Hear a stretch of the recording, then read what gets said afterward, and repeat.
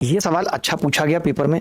इसमें देखिए कई लोगों को ये डाउट था, जैसे इन्होंने कहा है ना कि 15 सेब, ध्यान से समझना, 15 एप्पल प्लस 12 ऑरेंज बराबर 447 है, समझना। देखो मैं ये क्या कह रहा है, ये कह रहा है कि जैसे x प्लस वाई 8 है, आप नहीं बता सकते कि x और y कितना होगा, नहीं बता सकते, लेकिन आप ये जरूर कह सकते हो कि 2x प्लस 2y 16 होगा, ये कह सकते हो आप।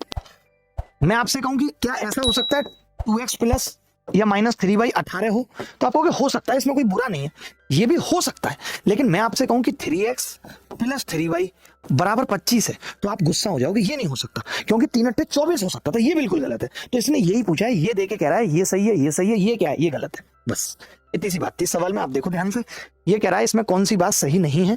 तो मैं ये कह रहा था कि अगर मैं इसको 3 से काट लूं, 3 पंजे 15, 5 3 चौक 12, 4 ऑरेंज बराबर 3 एकम 3, 3 चौक 12, 3 नीम 27, ये आ गया।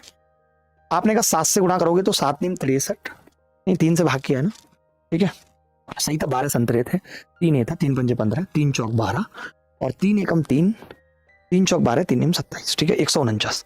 तो मैं आपसे कह रहा हूं कि 25 एप्पल और 20 ऑरेंज की कीमत क्या होगी, 25 5 से काट गुणा किया तो 745 बिल्कुल सही है, हो सकती है। 10 एप्पल और 13 ऑरेंज, अब देखो कई लोगों को यही डाउट हो गया कि 10 एप्पल और 13 ऑरेंज, बिल्कुल हो सकता है, कुछ भी हो सकता है, जैसे मैंने बताया 2x माइनस 3y, ये भी सही है। 12 एप्पल और 8 ऑरेंज, ये भी हो सकता है 340। लेकिन मैंने कहा अगर आप 35 एप्पल यानी 7 पंजे 35 ए कर रहे हो और 7 चौक 28 ऑरेंज कर रहे हो, तो भैया 7 नीम 63 का 3 हासिल 6, 7 चौक 28 और 6 34 का 4 हासिल 3, 7 एकम 7 और 3 10, 1043 होना चाहिए था, 29 नहीं हो सकता, ये गलत है। और ये इस सवाल का सही उत्तर था फिर।